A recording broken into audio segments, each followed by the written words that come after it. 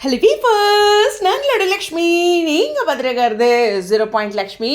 Actually வந்து நம்ம சுவாமி ரொம்ப பியூட்டிஃபுல்லாக ஒரு பிக் போட்டு அவர் மனசார ஒரு விஷயம் அப்படியே ஒரு உருக்கமாக சொல்லலாம், எமோஷ்னலாக சொல்லலாம், பயங்கர ஹாப்பியாக சொல்லலாம். அப்படி பல வியூவில் வந்து அவர் ஒரு போஸ்ட் பண்ணியிருக்காரு. அது அவரோட ஸ்டைலில் அந்த போஸ்ட் அப்படியே வாசிக்கிறத விட நம்ம ஸ்டைலில் பேசிடலாம் இல்லையா? அப்படியே இந்த இங்கிலீஷை போட்டு வாசிச்சுட்டு நமக்கு சரி ஓகே. பொதுவாக வந்து இந்த ஒரு விஷயம் அவர் அழகாக சொல்கிறார். இது மாதிரி எஃபர்ட்ஸ் எடுக்கிறதுனால ஒரு பாண்டிங் உருவாகும் அப்படின்னா, அதாவது விழுந்து விழுந்து ஒருத்தருக்கு செய்யறதுனால ஒரு பாண்டிங் உருவாகும் அப்படிங்கிறது கொஞ்சம் அப்படிலாம் இல்லை.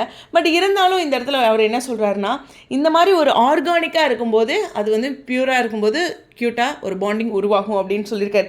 கரெக்டு தானே? சூப்பரில் அந்த ஃபஸ்ட்டு 2 வரிகளே பாருங்களேன் அவரோட லைனில். சரி, எல்லாத்துக்குமே நன்றி அப்படின்னு ஒரு ஒற்றை வார்த்தையில் சொல்ல முடியுமா? கரெக்டு தானே? ஃபேன்ஸ் எவ்வளோ அழகான லவ் கொடுத்துருக்காங்க. அது அவர் காலத்துக்கும் நினைக்கிற லெவலுக்கு அவர் மனசில் அந்த வார்த்தை பதிஞ்சிருக்கு.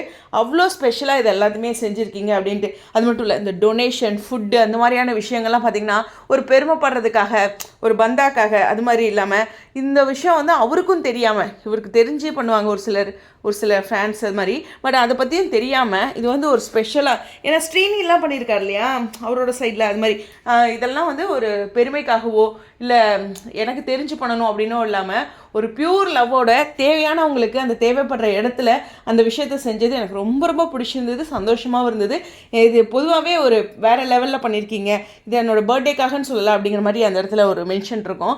அது மட்டும் இல்லை, பொதுவாக பிறந்த நாளுங்கிறது என்ன, அது ஒரு அடுத்து ஒரு நாள் நம்ம வாழ்க்கையில் போகிற ஒரு நாள் அப்படிங்கிறதெல்லாம் இருக்கும்போது இந்த மாதிரியான விஷயங்கள் எனக்கு எவ்ரி இயர் வந்து ஒரு ஸ்பெஷலான விஷயத்தை ஏற்படுத்தியிருக்கு. ஆனால் நான் சொல்கிறேங்க, டோட்டல் இவ்வளோ வருஷத்தில் இந்த பர்த்டே அவருக்கு வந்து ஃபேன்ஸோட சைடில் ஒரு வேறு லெவல் பண்ணியிருக்காங்க அப்படிங்கிற ஒரு விஷயந்தான். இது மட்டும் இல்லை, இந்த போஸ்ட் மட்டும் கிடையாது, சுவாமி வந்து எல்லாத்துக்குமே லைக் அண்ட் ஷேர், அப்புறம் வந்து நம்ம இண்டிவிஜுவலாக ஷேர் பண்ணிப்போம்ல. இப்போ நான் ஃபார் எக்ஸாம்பிள் நானே ஒரு போஸ்ட்டை அவருக்கு ஷேர் பண்ணுறேன்னா அதுக்கு தேங்க்யூ அப்படிங்கிற மாதிரிலாம் சொல்லிட்டு எனக்கு மட்டும் இல்லைங்க, ஒவ்வொருத்தருக்குமே பண்ணியிருக்காரு.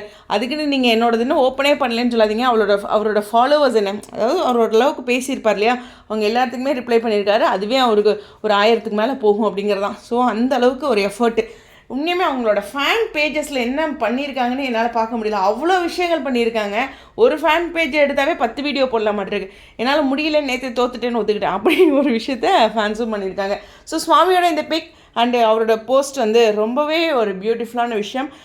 ரெஸ்பெக்ட்டுங்க. பொதுவாக உண்மையுமே சொல்லிட்டேன், ஹானஸ்ட்டாக சொல்கிறேங்க, ஓகேவா? சுவாமி அப்படிங்கிறது விட்டுருங்க. பொதுவாக செலிப்ரிட்டிஸ் இந்த மாதிரி பண்ணால் வேறு லெவலில் வந்து பண்ணுவாங்க, அவங்களும் ஹாப்பி அப்படிங்கிற மாதிரிலாம். பட் இது வந்து அவங்க ஃபேன்ஸ் எப்படி ஒரு டீசெண்டாக பண்ணியிருக்காங்களோ அவங்களோட அன்பு அதே மாதிரி டீசெண்டாக சொல்லிகிட்டு இருக்காரு.